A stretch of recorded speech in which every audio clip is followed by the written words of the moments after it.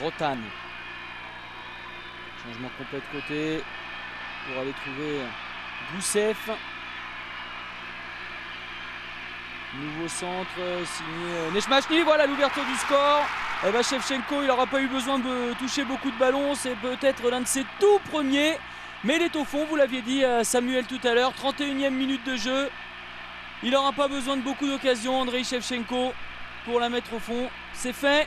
L'Ukraine mène 1-0 grâce à son buteur vedette.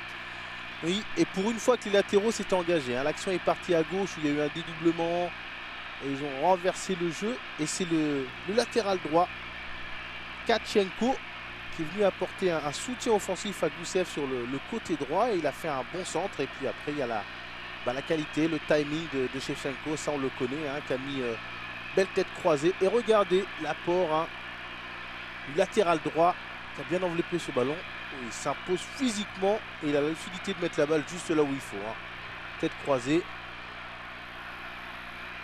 Et regardez, face à deux adversaires, face à Khizanishvili, qui est pourtant un joueur qui joue dans la première ligue, qui est bon de la tête. Et il saute en premier. De Blackburn, et on disait tout à l'heure, on soulignait la taille des joueurs qui a donné son ballon, pas de faute. Et regardez les accélérations ukrainiennes, même si Goussev a perdu la balle. Il reste en position, les Géorgiens, avec peut-être une frappe à suivre si on s'ouvre le chemin du but. C'est parti, c'est au fond. Superbe but géorgien. Oh la catastrophe pour Oleg Blokin. Superbe but géorgien. C'est signé Shota Arveladze qui avait été accroché à l'entrée des 16,50 m, qui a réussi à s'extirper du piège que tentaient de lui tendre les Ukrainiens pour frapper, enrouler du pied droit. Shovkovski est battu, ça fait un but partout.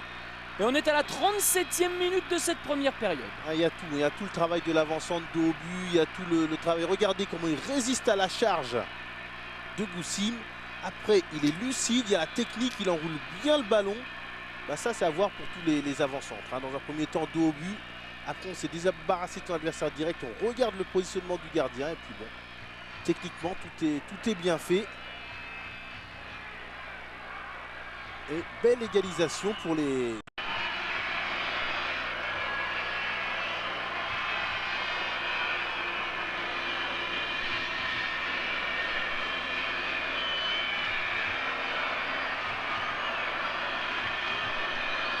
de problème dans la surface de réparation. Hein. Regardez, du côté de la Géorgie. Le coup franc pour la Géorgie. Le ballon qui rentre au fond du but. Non. But. Si, il est accordé. Il n'a pas parce touché. qu'il n'a pas été touché, ce ballon. Un but signé sur coup franc. C'est complètement incroyable. Demetradze.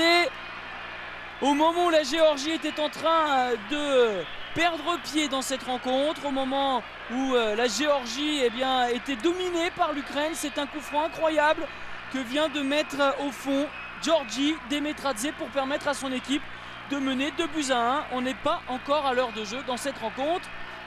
Et ben du coup, un coup bien joué, ça fait sourire Oleg Blokin, je pense qu'il rit jaune un petit peu, le sélectionneur ukrainien. On revoit tout ça.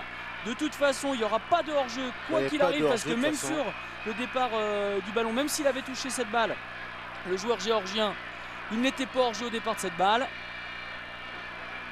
Ça a complètement gêné Shovkovski. Et on le laisse seul au marquage, il vient de derrière, toute la défense s'aligne, il gêne le gardien. Regardez le rebond qui accélère le ballon. C'est incroyable comment cette défense ukrainienne elle peut rester aussi statique. Ah, bien arrêté, hein. Ils étaient tous alignés, personne n'a bougé. Et bien voilà, 58 minutes de jeu et l'égalisation. Maintenant, alors, un match qui est en train de devenir complètement fou. C'est l'heure de jeu, donc j'allais dire 58e minute de jeu, la Géorgie prend l'avantage.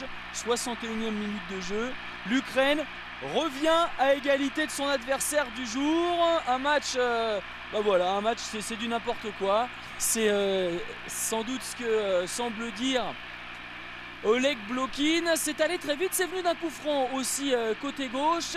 Et il semble que ce soit Oleg Goussev qui ait marqué ce but. On a été un petit peu surpris, il faut bien vous le dire, sur quand même deux phases de jeu qui sont... deuxième chance parce qu'il a été repoussé en corner, pas parce qu'il a été mal frappé. Il n'y a pas de nouvelle règle sur les corners mal frappés. Ça bouge encore beaucoup. Cette fois, on va chercher une tête et voilà le but. Voilà le but ukrainien. Oleg Blokin qui respire un peu. C'est Roussol qui vient de marquer ce but.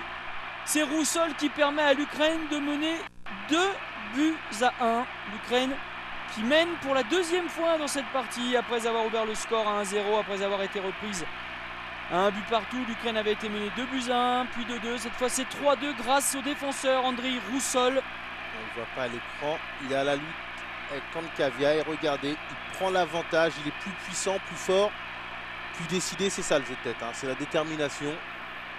Et là, il a beau être à côté Kankavia, il subit. Il subit. Et on avait dit, ça sentait le chaos, hein. Ils sont passés tout près, l'Ukraine, de prendre ce troisième but. Et 5 minutes après, c'est eux qui le mettent. 79 minutes disputées dans cette rencontre, bientôt 80. Et voilà Blokin qui décompresse un petit peu, qui était fâché après ses joueurs tout au long de cette rencontre. Voilà Blokin donc soulagé de voir l'Ukraine mener 3-2. Mais on n'est pas à l'abri d'un rebondissement. On a une autre lot déjà dans cette partie qui n'a pas toujours été jouée.